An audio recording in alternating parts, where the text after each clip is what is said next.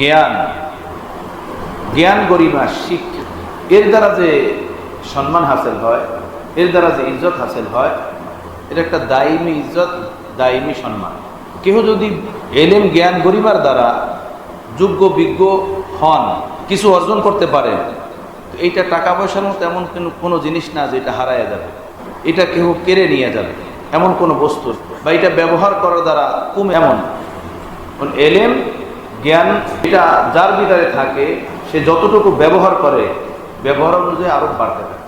এলেম ব্যবহারের দ্বারা আরো বাড়ে, কিন্তু মাল ব্যবহার করার দ্বারা, আপনার কাছে 1 লাখ টাকা আছে, ঘর করলেন বা কিংবা একটা জায়গা কিনলেন, টাকা শেষ হয়ে গেছে।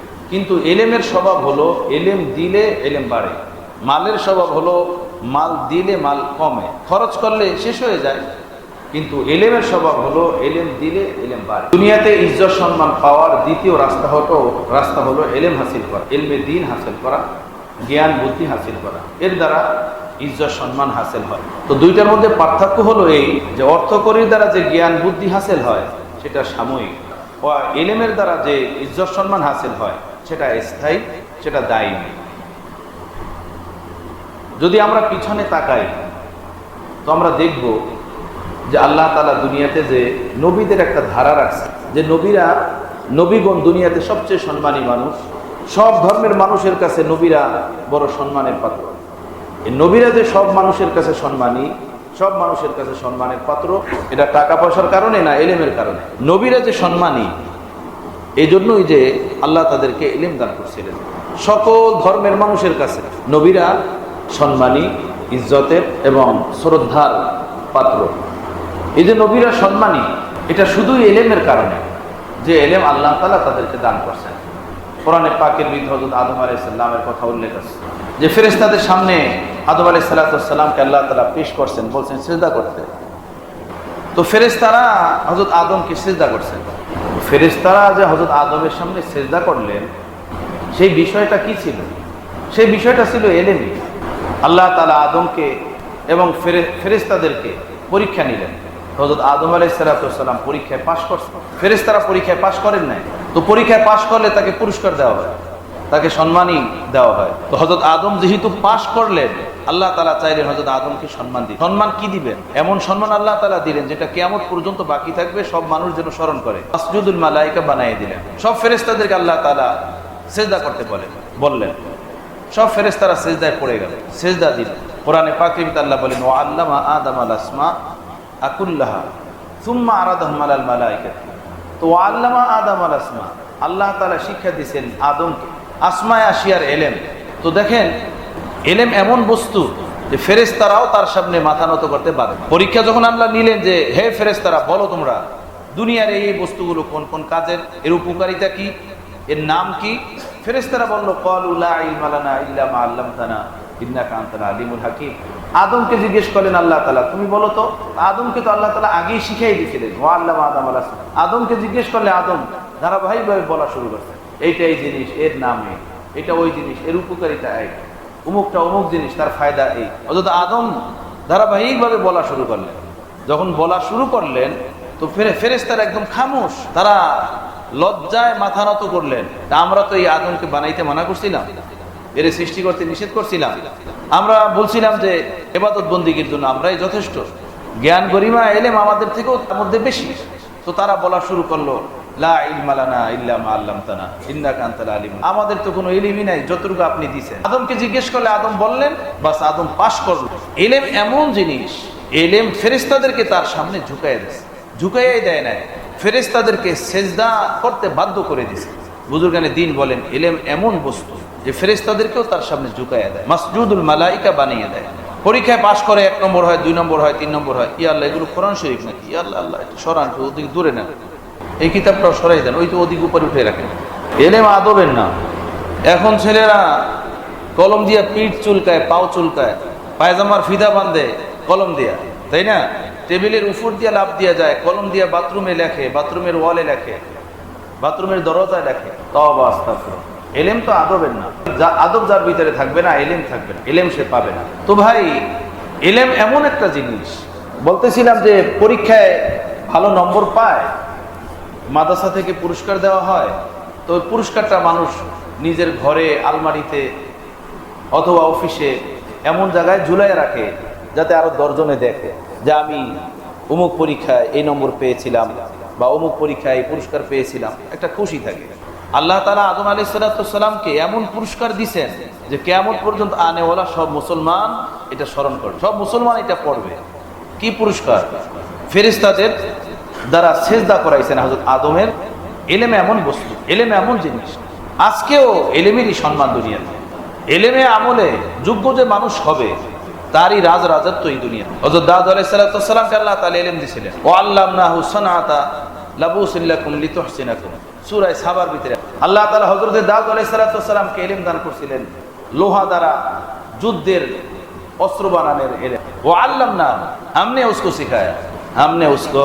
হযরত সুলাইমান আলাইহিস সালামকে আল্লাহ তাআলা ইলম দিয়েছিলেন, সেই ইলম দ্বারা, ইলম পেয়ে উনি সারা দুনিয়ার রাজত্ব পেয়েছেন। শুধু রাজত্ব মানুষের উপরে না, পশু পাখি, জিন্নাত এবং বনের জীব জন্তুর উপরেও তার রাজত্ব ছিল। হযরত সুলাইমান আলাইহিস সালামকে যে রাজত্ব আল্লাহ তাআলা দিয়েছিলেন, সেই রাজত্ব কাউকে দেন নাই, কেউ পান। জীব জন্তু পশু পাখির উপরে যে রাজত্ব একমাত্র হযরত সুলাইমান আলাইহিস সালামকে আল্লাহ তাআলা দান করেন। হযরত সুলাইমান বলেন, ওয়া আল্লিমনা মানতিকাত তাইর ওয়া উতিনা মিন কুল্লি শাই, ইয়ানি উল্লিমনা, हमें सिखाया गया মানতিকাত তাইর, পাখিদের ইলম আমাদেরকে দান করা হয়েছে। হযরত সুলাইমান আলাইহিস সালাম যে জিন্নাতের উপরে রাজত্ব করছেন, পশু পাখির উপরে রাজত্ব করছেন, জীব জন্তুর উপরে রাজত্ব করছেন, তাও আল্লাহর পক্ষ থেকে ইলম পেয়ে। কথা বুঝতেছেন? ইলম পেয়ে। হযরত ইউসুফ আলাইহিস সালাম নিজের রূপের কারণে ভাইদের হিংসার পাত্র হয়েছে। ভাইরা হিংসা করে নিয়ে কূপে ফেলে দিয়েছে। সেই কূপ থেকে ব্যবসায়ী কাফেলার লোকেরা উঠিয়ে নিয়ে মিশরের বাজারে বিক্রি করছে। আজিজে মিশর কিনে নিছে। আজিজে মিশরের স্ত্রী জুলেখা রূপ দেখে পাগল হয়ে গেছে, জেলখানায় বন্দী হয়েছে। 9 বছর জেলখানার ভিতরে ছিলেন। তো দুনিয়াবি যে রূপ, সৌন্দর্যতা, ওনাকে নিছে কোথায়? জেলখানায়। কিন্তু উনি জেলখানায় থাকা অবস্থাতে ওই যে বাদশাহ স্বপ্নে দেখছিলেন, ওর ব্যাখ্যা করেনেওয়ালা কেউ ছিল না। সূরা ইউসুফের ভিতরে লম্বা ঘটনা আছে, সেটা কসাসুন নবীনে আপনারা পড়ছেন, তাফসীরের কিতাব আপনারা পড়ছেন। আল্লাহ তাআলা বলেন, ফালাম্মা বালাগা আশুদ্দাহু আতাইনাহু হুকমা ওয়া ইলমা। হযরত ইউসুফ যখন বড় হলেন, আমি তাকে ইলম এবং হিকমত দান করব। তো রূপের কারণে ভাইদের হিংসার কবলে পড়ে কূপের ভিতরে ওনার যেতে হলো, সেখান থেকে বাজারে বিক্রি হলো, তাই না? সেই রূপ তাকে জেলখানায় যেতে বাধ্য করলো। কিন্তু জেলখানা থেকে বের করে মিশরের মসনদে সিংহাসনে বসাই দিয়েছে এই ইলম। যখন উনি বাদশার স্বপ্নের ব্যাখ্যা বলে দিলেন, যে আপনার স্বপ্নের ব্যাখ্যা হলো এই, দুর্ভিক্ষ আসবে, 7 বছর ফলন ভালো হবে, এরপরে 7 বছর দুর্ভিক্ষ আসবে, এখন যে 7 বছর ফলন ভালো হবে এটাকে আপনারা রেখে দিবেন, অল্প অল্প করে খরচ করবেন, দুর্ভিক্ষকে এভাবে মোকাবেলা করতে হবে। বাদশাহ হয়রান হয়ে গেল যে এত সুন্দর স্বপ্নের ব্যাখ্যা আমার মন্ত্রী পরিষদের কেউ তো দিতে পারলো না, এত বড় জ্ঞানী মানুষ, একে জেলখানায় আনা হোক। তো এই স্বপ্নের ব্যাখ্যার এলেম আল্লাহ তাআলা বলেন আমি ইউসুফকে দান করছি। এই এলেমের বরকতে জেলখানা থেকে মুক্তি পেয়েছে। শুধু মুক্তিই পান নাই, মিশরের রাজ সিংহাসনে বসে গেছেন। সুবহানাল্লাহ। এলেম তাকে সেখানে পৌঁছে গেছে। বুঝতে পারছে ভাইরা? এলেমই হলো আসল শক্তি এই দুনিয়া, আসল কুওয়াতই হলো এলেম। হযরত সুলাইমান আলাইহিস সালামকে যখন হুদহুদ পাখি খবর দিল যে ও সুলাইমান, সারা দুনিয়ার রাজা আপনি, কিন্তু সাবা নামক এরিয়াতে আমি গিয়ে দেখলাম বিলকিস নামে এক নারী আছে, সে সেখানে রাজত্ব করে, আর ওখানের মানুষগুলো তাকে সেজদা করে, শিরিকের ভিতরে লিপ্ত। লম্বা ঘটনা আপনারা জানেন। হযরত সুলাইমান আলাইহিস সালাম নিজের দরবারে একবার ঘোষণা করলেন, কে আছো তোমাদের মধ্যে এমন যে বিলকিসের সিংহাসনকে আমার কাছে উঠাই নিয়ে আসবে? কে পারবে? তো সূরাতুন নামলের ভিতরে আছে, আল্লাহ তাআলা বলেন, ক্বালা ইফরিতুম মিনাল জিন আনা আতিকা বিহি ক্বাবলা আন তাকুমা মিন মাকামি। জিনের ইফরিত নামক জিন বলল যে আপনি এই মজলিস থেকে ওঠার আগে বিলকিসের সিংহাসন সাবা থেকে উঠাই আপনার সামনে নিয়ে আসবে। তখন সুলাইমান বললেন, এটা তো অনেক লম্বা সময় ভাই, এত দেরি করা যাবে না, আরো আগে চাই, পুরা সিংহাসন উঠাই নিয়ে আসতে হবে। এখানে কে পারবে? ক্বালাল্লাযী ইনদাহু ইলমুম মিনাল কিতাব আনা আতিকা বিহি ক্বাবলা আইয়ারতাদ্দা ইলাইকা তরফুক। তরফুক মানে এই চোখের পলক। ওই ব্যক্তি বললেন যার কাছে ছিল ইলমুম মিনাল কিতাব, কিতাবের ইলম, কিতাবের জ্ঞান। সে বলল, হে সুলাইমান, আমি বিলকিসের সিংহাসনকে উঠিয়ে নিয়ে আসবো আপনার চোখের পলকের আগে। সুবহানাল্লাহ বিহামদিহি। উনি তাই করলেন যে উনি একদম চোখের পলকে বিলকিসের বিশাল বড় সিংহাসন পুরাটা উঠিয়ে হযরত সুলাইমান আলাইহিস সালামের সামনে পেশ করে দিলেন। কিন্তু কে সে? আসিফ বিন বারখিয়া, হযরত সুলাইমান আলাইহিস সালামের ভাগিনা। ছিল কি তার কাছে? ইলমুম মিনাল কিতাব, কিতাবের। আমার ভাইয়েরা, এভাবে একজন আর দুইজন না, আদম আলাইহিস সালাম থেকে নিয়ে আমাদের নবী মুহাম্মদুর রাসূলুল্লাহ সাল্লাল্লাহু আলাইহি ওয়াসাল্লাম পর্যন্ত যত নবী রাসূল দুনিয়াতে এসেছেন তারা সবচেয়ে সম্মানী, সবচেয়ে দামি, সবচেয়ে শ্রদ্ধা ও ভক্তির পাত্র। তারা যে সম্মানী, তারা যে শ্রদ্ধা ও ভক্তির পাত্র, দুনিয়ার কোনো পার্থিব জগতের মাল ও দৌলত পদ পদবীর কারণে না, একমাত্র ইলমের কারণে। তাদের কাছে ছিল আসমানি ইলম। এই ইলম তাদেরকে সবচেয়ে সম্মানের স্থানে বসায় দিয়েছে। ইয়ারফাইল্লাহুল্লাযীনা আমানু মিনকুমুল্লাযীনা উতুল ইলমা দারাজাত। তবে নবীদের কাছে যে ইলম ছিল সেটা শুধু জানার ইলম ছিল না, সেই ইলম ছিল মা আমল, ইলম ছিল মা ইত্তেবা। শুধু জানার ইলম ছিল না, যতটুকু তারা জানতেন ততটুকুই তারা মানতেন, যেভাবে জানতেন সেভাবেই মানতেন। এই কারণে হযরত হাকিমুল উম্মাহ থানবী নওয়ারাল্লাহু মাক্কাদাহু বলছেন, আমলবিহীন ইলম নবীদের ইলম না, এটা শয়তানের ইলম। যে ইলম আমলের সাথে থাকে আর যে ইলম মানুষকে আমলে উঠাইয়া দেয়, সেই ইলম হলো নবীদের ইলম। যে ইলম আমলবিহীন থাকে সেটা নবীদের ইলম না, সেটা শয়তানের ইলম, শয়তানের ইলম। নবীদের ইলম যদি কারো ভিতরে থাকে তো অবশ্যই এই ইলম তাকে আমলের সাথে জোড়াইয়া দিবে, আমলে তাকে উঠাইয়া দিবে। আল উলামা ওয়ারাসাতুল আম্বিয়া, উলামাগণ নবীর ওয়ারিস, তলাবাগণ নবীদের ওয়ারিস। নবীরা কি শুধুই আল্লাহ পাকের পক্ষ থেকে শুধু আলফাজে কোরআনই পেয়েছিলেন, নাকি তার মানি মাফাহেম সবই পেয়েছিলেন? সবই পেয়েছিলেন। শুধু কোরআনে পাকের তেলাওয়াতই করতেন না, কোরআনে পাকের তেলাওয়াত অনুযায়ী তাদের জীবনও ছিল, তাদের জীবনও ছিল, এটাই স্পষ্ট। নবী ওয়ারিস, নবী যেই জিনিসের মালিক, ওলামা সেই জিনিসের ওয়ারিস। তো নবী মালিক ছিলেন, নবীরা আল্লাহর পক্ষ থেকে আসমানি ইলমের মালিক ছিলেন, তদনুযায়ী জীবন গড়ছেন। নবীরা শুধু আলফাজের আলেম ছিলেন না, শুধু জবানে রটনেওয়ালা ছিলেন না। যে আলফাজ তারা জবানে পড়ছেন, সেই আলফাজের ভিতরে যে আহকামাত ছিল সেগুলো শতভাগ নিজেদের জীবনে ফিট করনেওয়ালা ছিলেন। তারা ফিট ছিল তাদের। বাবা মা মারা যান, সন্তানাদি বাবা মার সম্পদের ওয়ারিশ হয়। তো বাবা মা মারা গেলে সম্পদের যে ওয়ারিশ হয় সন্তান, শুধু কি জায়গা জমির টাকা পয়সা, নাকি যা কিছু রেখে যান সবকিছু রেখে যান, সবকিছুর ওয়ারিশ হন। একটা পানপাত্র যদি রেখে যান সেটারও, একটা সুই সুতা রেখে যান সেটারও। অর্থাৎ বাবা মার মিলকিয়াতে যা কিছু থাকে, ইস্তাবার অস্তাবার, নকলি গায়রে নকলি, সব জিনিসের মালিক হন সন্তান। তো নবীরা যত জিনিসের মালিক ছিলেন, ওলামা সব জিনিসের ওয়ারিশ। নবীরা কি কখনো মিথ্যা বলতেন? নবীরা কখনো গীবত করতেন? নবীরা কখনো মারামারি করতেন? কি নবী কখনো কুদৃষ্টি করতেন? নবী কখনো হারাম খাইতেন? নবী কাউকে ঠগাইতেন? নবী চুরি করতেন? নবী কারো উপরে জুলুম করতেন? বোঝা গেল নবীর এলেম যার ভিতরে থাকবে, তার ভিতরে নবীর এই আমলগুলোও থাকবে। অর্থাৎ তার ভিতরে মিথ্যা থাকবে না, তার ভিতরে গীবত থাকবে না, তার ভিতরে হিংসা থাকবে না, তার ভিতরে কুদৃষ্টি থাকবে না, যৌবন চাহিদার পাপাচার থাকবে না, অশ্লীলতা থাকবে না, হারামকারী থাকবে না। তার ভিতরে তাহাজ্জুদ থাকবে, আওয়াবিন থাকবে, ইশরাক থাকবে, চাষ থাকবে, আসকার থাকবে, তাওয়াজু থাকবে, আবদিয়াত থাকবে, মারিফাত থাকবে, মুহাব্বত থাকবে, ইশক থাকবে। জহের ও বাতেনে নবী যত গুণে গুণান্বিত ছিলেন সবগুলো তার ভিতরে থাকবে। আর যত মাজমুমাত থেকে নবীরা পাক ছিলেন, সেই তামাম মাজমুমাত এবং বুরাই থেকে এই ওয়ারিস আম্বিয়া, যিনি ওলামা, আম্বিয়াদের ওয়ারিস যে ওলামা, সেও সেই মাজমুমাত থেকে পাক থাকবে। তখন সে ওয়ারিস, অর্থাৎ সে নবীর চোখের পানির ওয়ারিস, নবীর দোয়ার ওয়ারিস। নবী যেভাবে সেজদা দিতেন সেই সেজদার ওয়ারিস। নবীর ভিতরে যেভাবে সততা ছিল, আমানতদারি ছিল, সেই আমানতদারির ওয়ারিস। নবীর চোখে যে পানি ছিল রাত জাগা, যত ভালাই তাদের ভিতরে ছিল এবং যত বুরাই থেকে তারা পাক ছিলেন, এই সব জিনিসের ওয়ারিস হলেন ওলামাগণ। আমার আজিজ তলাবা সাথী, আল্লাহ আমাদেরকে বোঝার তৌফিক দান করেন। ওয়ালিল্লাহিল ইজ্জাতু ওয়া লিরাসূলিহি ওয়া লিল মুমিনিন ওয়ালাকিন্নাল মুনাফিকিনা লা ইয়ালামুন। এই দুনিয়ার একমাত্র ইজ্জত আল্লাহর জন্য এবং সাচ্চা মুমিনদের জন্য, সাচ্চা ঈমানদারদের জন্য ইজ্জত সম্মান। মাল ও দৌলত, দুনিয়ার অর্থ করি, এগুলো পানির মতো ধুয়ে যায়, শেষ হয়ে যায়। এর ইজ্জত সম্মানও শেষ হয়ে যায়। দুনিয়া আখিরাতের দায়ী ইজ্জত সম্মান এই এলেমের পথে আল্লাহ তাআলা রাখেন। এই এলেমের পথে আল্লাহ তাআলা ইজ্জত রাখছেন, সম্মান রাখছেন। এই এলেমের সাথে দরকার আমলের। আমলবিহীন এলেম ফলবিহীন ফল গাছ। ফলবিহীন ফল গাছ কোনো মালিক তার বাগানে রাখবে না। ফুলবিহীন কোনো ফুল গাছ কোনো মালিক তার বাগানে রাখবে না। 2 দিন 5 দিন দেখবে যে দেখি ফল আসে কিনা, যদি না আসে ওর গোড়ায় কুড়ালি মারবে, শেষ করে দিবে। আমলবিহীন এলেম এমন ফলবিহীন ফল গাছ।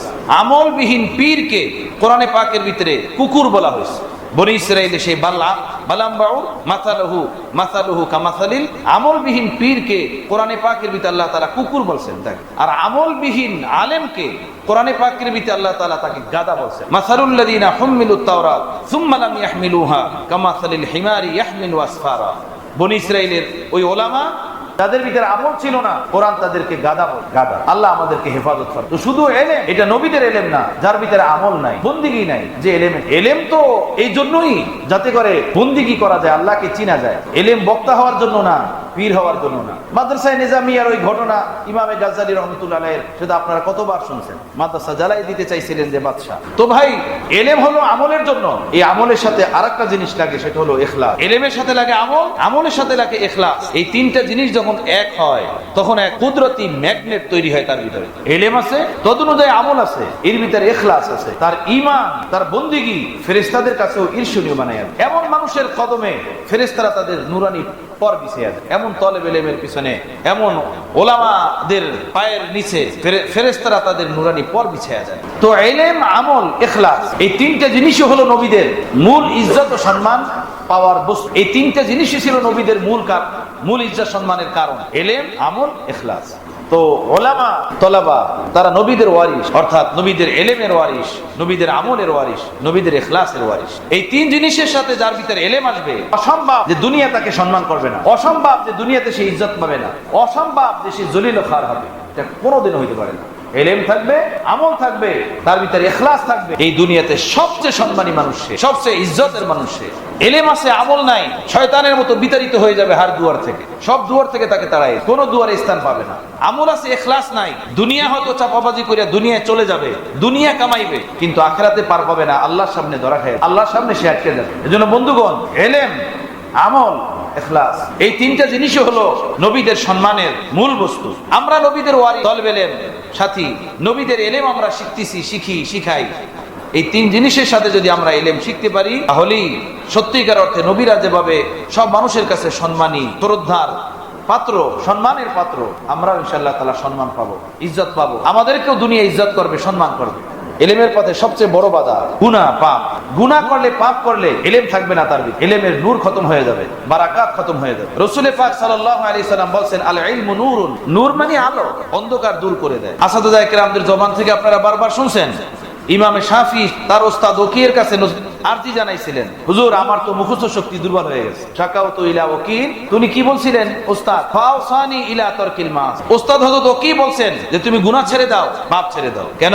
ফাইনাল ইলমা নূরুম মিন ইলাহি, ইলম হলো আল্লাহ পাকের পক্ষ থেকে এক নূর, ওয়া নূরুল্লাহি লা ইউতা লিআসি, আর আল্লাহ প্রদত্ত এই নূর গুনাহগার ব্যক্তি পায় না, পাপী ব্যক্তি পায় না। এখন আসেন পিছনে, ইমামে শাফি 5 লক্ষ হাদিসের ইমাম ছিলেন, সুবহানাল্লাহি ওয়া বিহামদিহি, মা সনদ 5 লক্ষ ইমামের হাদিস হাফেজ, এবং সেই তাবি জমানার মানুষ, উনি কি পাপ করছিলেন? তো হুসুলে ইলমকে আদাব নামক কিতাবের ভিতরে ছাত্র জমানাতে দেখছিলাম যে রাস্তায় চলতে গিয়ে অনিচ্ছায় কোনো মেয়ের পায়ের গোছার উপরে ওনার নজর পড়ে গেছে। এই যে এক নারীর পায়ের গোছার উপরে তার নজর পড়ে গেছিল, এরপর থেকে সে অনুভব করতে পারলেন যে আমার মুখ শক্তি কমে যাইতে, আমার ব্রেন এলোমেলো হয়ে যাইতেছে, আমার ভিতর থেকে এলেমের নূর সরে যাইতেছে। যার সারা দেহই ক্ষত বিক্ষত, তার গায়ে একটা সুই ঢুকলে সে কি বুঝবো বলেন? একজন মানুষ আল্লাহ হেফাজত ফরমান, এমন ভাবে অ্যাক্সিডেন্ট হয়েছে যে সারা দেহ ক্ষত বিক্ষত, এর একটা সুই দিয়ে কোষা দিলে কিছু বুঝবে? আমাদের অঙ্গ প্রত্যঙ্গ, জহের ও বাতিন সব গুনায় জর্জর। সারাদিন আমরা গুনাহ করি, আমরা কিভাবে বুঝবো যে কি হারাইছে, কি আসছে আর কি গেছে? ইমাম শাফির তো পাও পড়লো,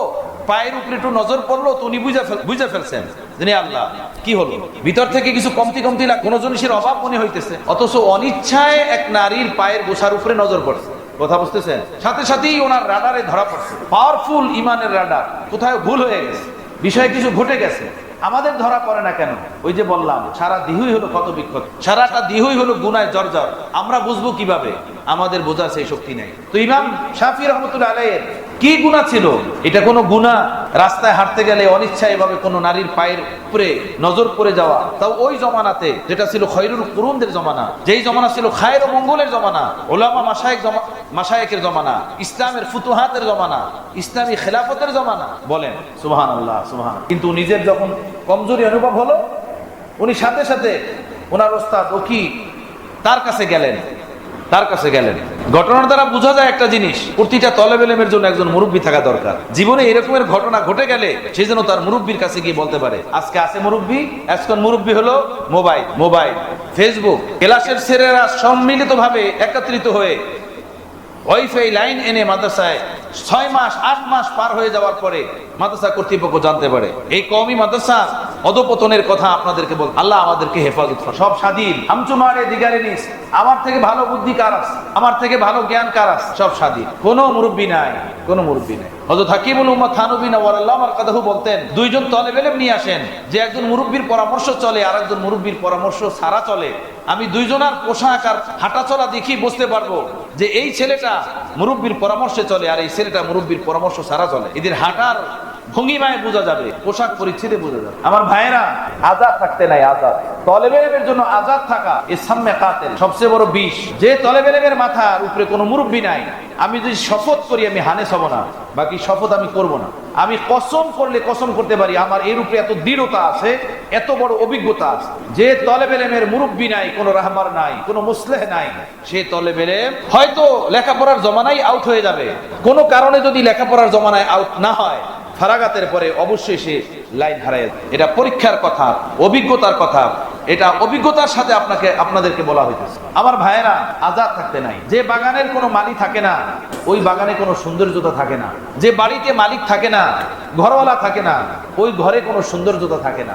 যে বাগানের কোনো দেখাশোনা করেনেওয়ালা থাকে না, ওই বাগানে ফুল ফোটে না, ওই বাগানের গাছে ফল আসে না। জংলা জারে তোলাইয়া যায়, কাটায় ডুইবা যায়। কথা বুঝতেছেন আমার বন্ধুগণ, আমার প্যারে সাথীরা? আপনাদের মাসুম মাসুম এই পবিত্র চেহারা মুবারক দেখলে বড় আফসোস লাগে। আমি যে শুরুতেই বললাম, এই কয়েকটা দিনই আগে মাত্র এভাবে আপনাদের মতো ওই জায়গাতেই ছিলাম, ওস্তাদরা বলতেন, আর এভাবে চাতক পাখির মতো তাকিয়ে থাকতাম। আমরা বুঝতাম না হাজারো কথার মধ্যে অনেক কথা যে কি বলতে, স্বপ্নও কোনোদিন দেখি নাই এমন একটা দিন আসবে যে আমরাও এভাবে তলেব ইলমদের সামনে বসতে পারবো আর আমাদের কথাও তলেব ইলম সাথীরা শুনবে। এ তো আল্লাহ পাকের দয়া। কিন্তু আল্লাহ পাকের এই দয়াও হয়েছে এই এতগুলো আমার ব্রাদারি ওলামা সাথী, তলাবা সাথী, আমি কসম করে আপনাদেরকে বলি, এটা একমাত্র জমানার এক কলমদারের সোহবতের বরকতে হয়েছে। যদি না ওই আহলুল্লাহর সোহবত আল্লাহ তাআলা নিজ মেহেরবানিতে দান করতেন, ওনার দোয়া, ওনার সোহবত, ওনার তরবিয়ত লালন পালনের কিছু বিন্দু আল্লাহ তাআলা না দিতেন, তাহলে হয়তো কোথায় বাদাম বিছতাম, কোথায় জুতার দোকান দিয়ে বসে যেতাম, কোন মার্কেটে হয়তো কাপড়ের দোকান থাকতো, অথবা গাড়ি চালাইতাম, অথবা ঝালমুড়ি বিক্রি করে খেতাম। কিন্তু এক কলমদার, এক আহলুল্লাহর দোয়া ও সোহবত, তার নজর ও তাওয়াজ্জুহাতের বরকতে বাস জিন্দেগীর কায়া আল্লাহ তাআলা পাল্টাই দিয়েছেন। তাহদিস বিন নিয়ামা আপনাদের সামনে বললাম।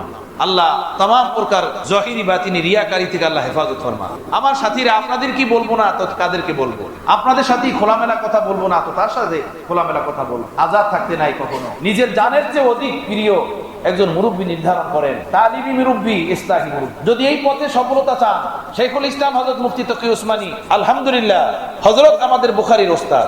আমি বুখারীর বিশাল এক অংশ ওনার কাছে পড়েছি, আল্লাহ আমাকে পড়ার তৌফিক দিয়েছেন। অনেক কাজ থেকে বারবার দেখার তৌফিক হয়েছে, বহু ইসলাহী মজলিসে বসার তৌফিক হয়েছে, দোয়া নেওয়ার, মুসাফা করার, হাত মিলানের তৌফিক হয়েছে। আলেমদেরকে বলতে থাকতেন, বিশেষভাবে সালানা ইমতিহানের পরে যখন বিদায়ের মুহূর্ত আসে, তখন হযরত বলতেই থাকতেন, হে তলাবা সাথীরা, আজাদ থাকবেন না, স্বাধীন থাকবেন না। নিজের মাথার উপরে একজন মুরব্বী রাখেন, একজন মুরব্বী রাখেন, মুরব্বী রেখে চলেন, তার পরামর্শে চলেন। কোনো কিছু করবেন না তার পরামর্শে ছাড়া, কোনো কিছু করবেন না, ছোট কিংবা বড়, তার দোয়া নিয়ে করবেন, তার পরামর্শ নিয়ে করবেন। নিজেকে স্বাধীন রাখতে নাই, আজাদ রাখতে। পরে হযরত বলতেন, যদি আপনি স্বাধীন থাকেন তো শুনুন, আপনার অবস্থা হবে অমন, যেভাবে সাগরের পারের বালুগুলো ঢেউয়ের সাথে পানির ভিতরে চলে যায় কিন্তু বোঝা যায় না, যেভাবে টনকে টন বালু সরে যাইতেছে ঢেউয়ের সাথে। আপনার মাথার উপরে যদি মুরব্বী না থাকে, কোনো মুসলিহ না থাকে, আপনি দিন থেকে সরে যাবে। কোনো বাতিল ফেরকা, কোনো বাতিল গ্রুপ আপনাকে কিনে নিবে, আপনি মাদ্রাসায় পড়ে, কওমি অঙ্গনে পড়ে, কওমি অঙ্গনের শত্রু হয়ে যাবেন, আপনি বুঝতে পারবেন না। এভাবে শয়তান আপনাকে রাস্তা থেকে সরিয়ে দিবে যদি মুরব্বী মাথার উপরে রাখে। এজন্য বন্ধুরা, দেখেন ইমাম শাফিকে এতটুকু ঘটনা ঘটে গেল, দৌড় দিয়ে ওস্তাদের কাছে গেছে। কি বোঝা গেল?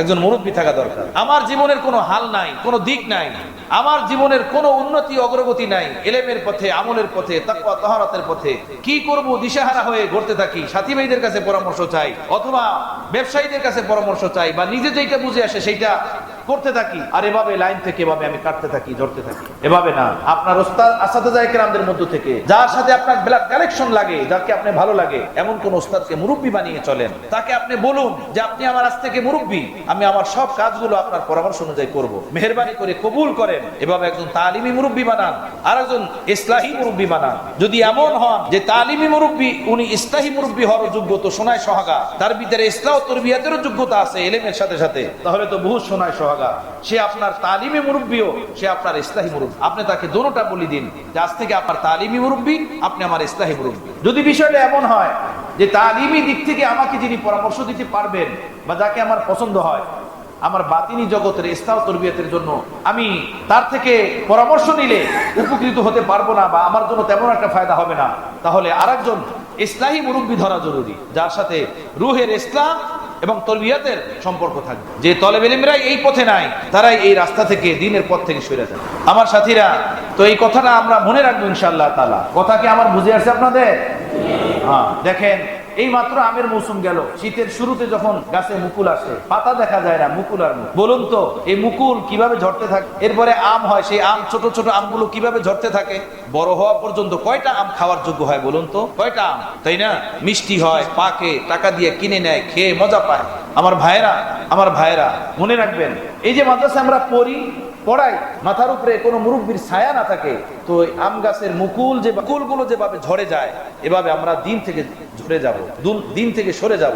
শয়তান আমাদেরকে গোমরা করে দিন থেকে দূরে সরাইয়া দিবে, আমরা দিন থেকে বঞ্চিত হয়ে যাব। এজন্য লাজিমি ভাবে প্রতিটা তলেব ইলমের জন্য উচিত একজন মুরব্বী বানিয়ে নেওয়া।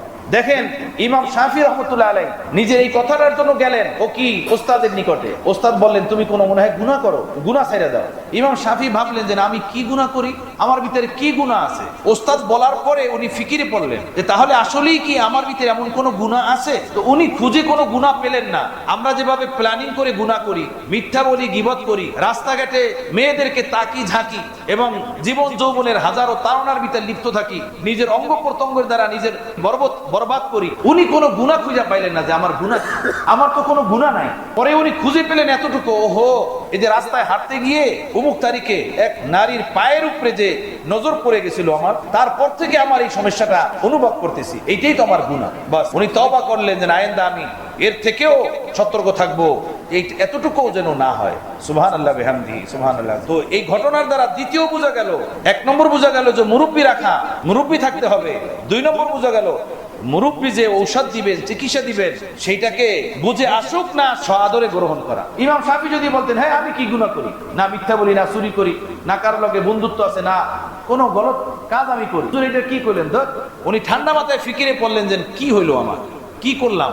এর দ্বারা বোঝা যায় মুরব্বী যদি কোনো দাওয়াই দেন, সেটা ঠান্ডা মাথায় গ্রহণ করা, বুঝে না আসলে এটা মেনে নেওয়া। কথা বুঝতেছেন?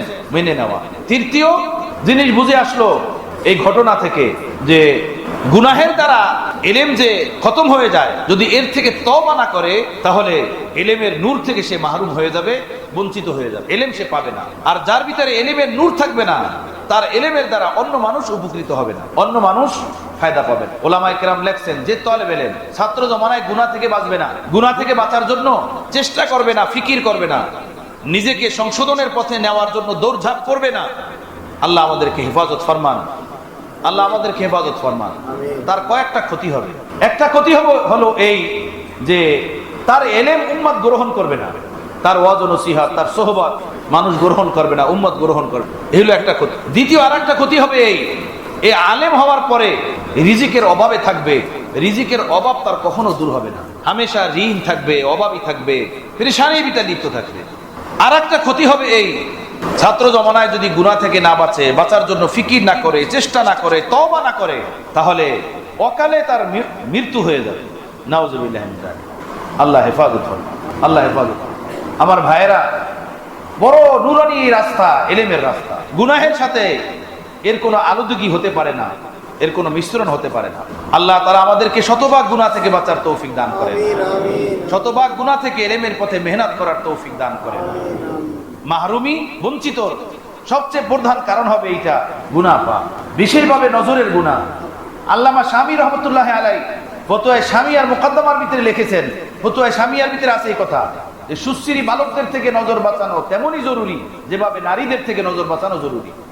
সুশ্রী ওই বালক যাদের মুখে এখনো দাড়ি মোছ আসে নাই, যাদের দিকে তাকাইলে তাদের সাথে বন্ধুত্ব করতে ইচ্ছা করে, ঘুরতে ইচ্ছা করে, তাদেরকে চা কফি খাওয়াতে ইচ্ছা করে, এমন ছেলেদের থেকে পর্দা করা তেমনই জরুরি যেমন বীর নারীদের থেকে পর্দা করা জরুরি।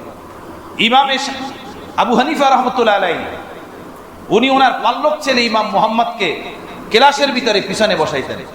ইমাম মুহাম্মদ রহমতুল্লাহ আলাইহি অনেক সুন্দর ছিলেন। অথচ ইমাম মুহাম্মদ রহমতুল্লাহ আলাইহির মা হযরত ইমামে আজম আবু হানিফার বিবাহে বন্ধনে ছিলেন। কথা বুঝতেছেন? কিন্তু ইমামে আজম আবু হানিফা তাকওয়ার কারণে, খৌফে খোদার কারণে নিজের এই পুত্র ইমাম মুহাম্মদকে সে দর্শের পিছনে বসাইতেন, সামনে বসাইতেন না। আমি আমার প্যারি মুর্শিদ রহমতুল্লাহ আলাইহির জবান থেকে শুনছি, একবার লাইটের আলোতে অথবা চাদরের আলোতে ইমামে আবু হানিফা রহমতুল্লাহ আলাইহি দেখলেন যে ইমাম মুহাম্মাদের দাড়ি বড় হয়ে গেছে, দাড়ির ছায়া দেখা যায়। তো ইমাম আজম জিজ্ঞেস করছে, মুহাম্মদ তোমার দাড়ি মনে হয় খুব বড় হয়ে গেছে? তো উনি বলেন জি। বলে আচ্ছা ঠিক, তো আবি সামনে আ যাও।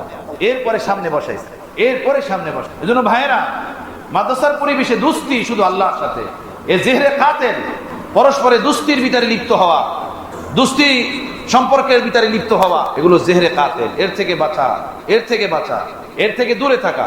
আল্লাহ তাআলা আমাদেরকে হেফাজত ফরমান। হ্যাঁ, দুস্তি হবে কিতাবের সাথে।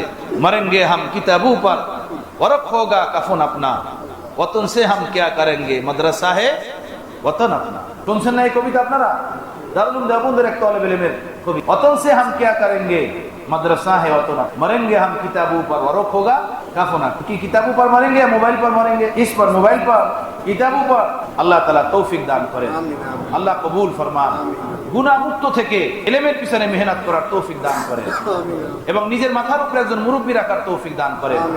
এবং ইলম এই পথই একমাত্র ইজ্জত, মাল ও দৌলত না।